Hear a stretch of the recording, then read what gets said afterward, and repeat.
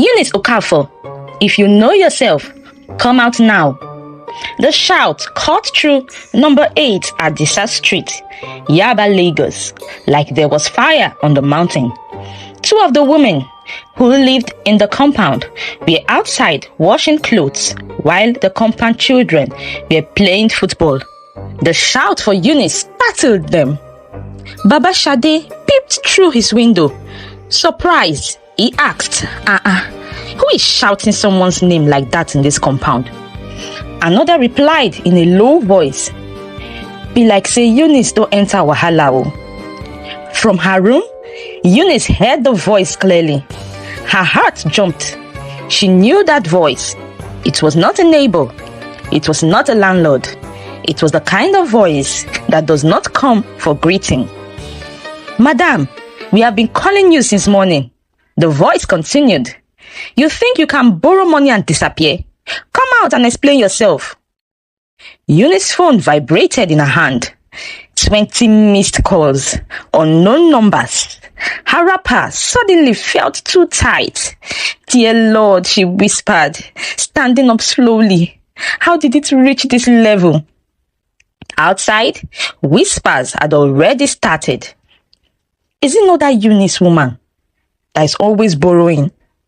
I said it. Begging is her full-time work. Eunice took one step towards the door. Then she stopped, because for the first time since she entered Papa Ima compound, the whole compound was about to know the truth. Finally, what she feared the most was about to happen. Let us find out what happened. Before shame entered her life, Mrs. Eunice Okafor was known for one thing. Her mouth was sweet, but her heart was never full. Eunice was 48, but she dressed like a woman who still wanted to compete with Lagos girls half her age. Every morning, she stepped out of her room carefully, wrapper ironed, slippers matching her bags. In Papa Ima's compound, people noticed such things. See as Eunice fine today again. Mama Chidema will say while sweeping. Fine, K. Fine, no dey pay rent too. Another woman would jealously reply. Eunice, hearing everything, smiled. Because deep inside, she believed something strongly. If people think you are doing well, you are doing well. Anytime a new tenant arrived, Eunice appeared like a spirit. Welcome, my sister. These your children are well behaved too. She would help you carry loads, show you where to fetch water, explain who was friendly and who was not, give premium gist of what has happened in the compound. She always say, that man in Block D is always complaining. Don't mind him. Halfway truths, full lies, but the new tenants didn't know. By the second week, she would come knocking. Please, my sister, I just need 10,000 naira. I will pay you back on Friday. Friday came and passed, no word from Eunice. Saturday passed, and on Sunday, you will see her wearing a new lace to church. The women in the compound started talking. At the tap, at the staircase, he borrowed from me too. From me last month, she never pays back. Still, Eunice continued, because some people learn shame only when it is loud. Her children has tried. Mommy, manage this one we are able to give to you. Her son Emeka would say. Is this all you can give your mother? Eunice would reply. They stopped answering her calls, and Eunice borrowed more. It was the wedding of someone she barely knew. Eunice wore borrowed clothes. She sprayed money she did not own. Pictures flooded WhatsApp. And then, those pictures reached loan officers. And then the officers came. They shouted. Neighbors gathered and whispered, is it not this woman that borrows? Her children arrived, heads bowed in shame and anger. They quickly cleared off their mother's debts, and the officers left. Eunice wept in shame. That night was a very long and lonely night for Eunice. She couldn't sleep. She sat on her bed, wrapper loosened, staring at the wall like a woman watching a film only she could see. Every sound outside made her flinch. Footsteps, laughter, someone coughing. She remembered how her voice used to fill this compound, how doors used to open when she knocked. Now, even the walls seemed to avoid her eyes. She laid down and turned her face to the wall. For the first time in many years, Eunice cried quietly, out of shame. Not the loud crying meant to attract sympathy, but the type that comes when pride has finally collapsed. The next morning, her children came, not together, one by one. Emeka stood at the door, hands in his pocket. "Mommy, we are tired," he said softly. Eunice looked up, not angry, just empty. "I know," she replied. That answer shook Emeka more than any shouting would have. "We have been trying," her daughter Ifunanya said later. Her eyes red, "but you never hear us." Eunice nodded slowly. No defense, no excuses, just regret sitting heavily on her chest. By afternoon, gossip returned to its natural home, the tap. "She cried yesterday," Mama Chidima said. "Let her cry. Did she cry when she was borrowing our money?" asked another. "But she looked different this morning," someone added. Her eyes were not sharp like before. Water splashed, buckets filled, opinions differed. But one thing was clear. Eunice was no longer invincible. She was being watched. Eunice opened her wardrobe one day. Clothes stared at her. Lace, shoes, bags. Each one a memory of borrowed money. She picked one dress, then another. Her hands shook as she folded them. When she returned from the market later, her bag was lighter. Her heart was heavier. But something else was there too. Relief. Eunice started with Mama Chidima.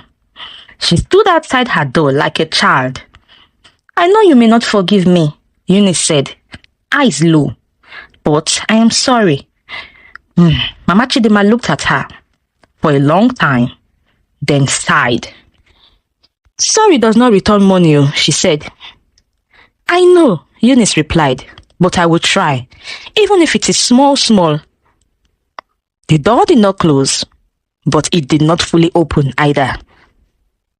Not long, a wedding invitation came. Eunice dressed up, then sat down. She thought again. She removed the shoes, folded the wrapper, and stayed at home. The silence was loud, but it did not kill her. Weeks passed. Eunice paid 5,000 here, 2,000 there. Sometimes people refused. Sometimes they collected without smiling. She accepted it all. One evening, a new tenant arrived. Eunice watched from her doorway. She almost stood up. Almost. Then she waited.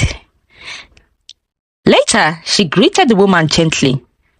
No stories, no advice, no borrowing, just greeting. But the story of Eunice did not end neatly, the way stories like to pretend they do. Change did not arrive one morning and stay permanently. It came and went. Some days, Eunice woke up strong. Other days, the old habits tapped her on the shoulder like an old friend. On one such morning, as she swept the front of her room, she overheard laughter drifting from the far end of the compound. Two women were talking. "Did you see Aunt Ngozi yesterday? Ha, that Agile was loud. Money really talks," the other replied. Eunice paused with the broom mid-air. Once upon a time, that would have been her.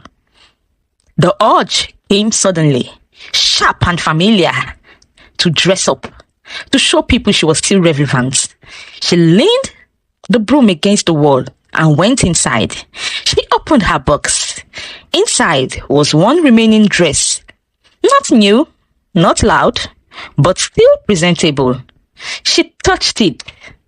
Then slowly closed the box. She returned outside and continued sweeping. Her heart beat fast, but she did not move. Days later, the compound faced one of those small crises that always reveal character. The water pump broke. Voices rose. Accusations flew. It is because people misuse it. No, it is because it is old. A meeting was called. People gathered reluctantly. Eunice stood at the back, quiet, invincible. Someone suggested contributions.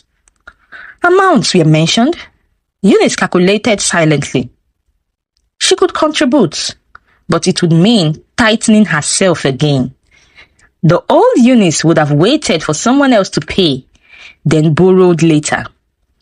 This time, she stepped forward. I can add small, she said. Heads turned. Surprise flickered across faces. No sarcasm followed. No laughter. Just quiet nods. When she dropped the money, her hand trembled.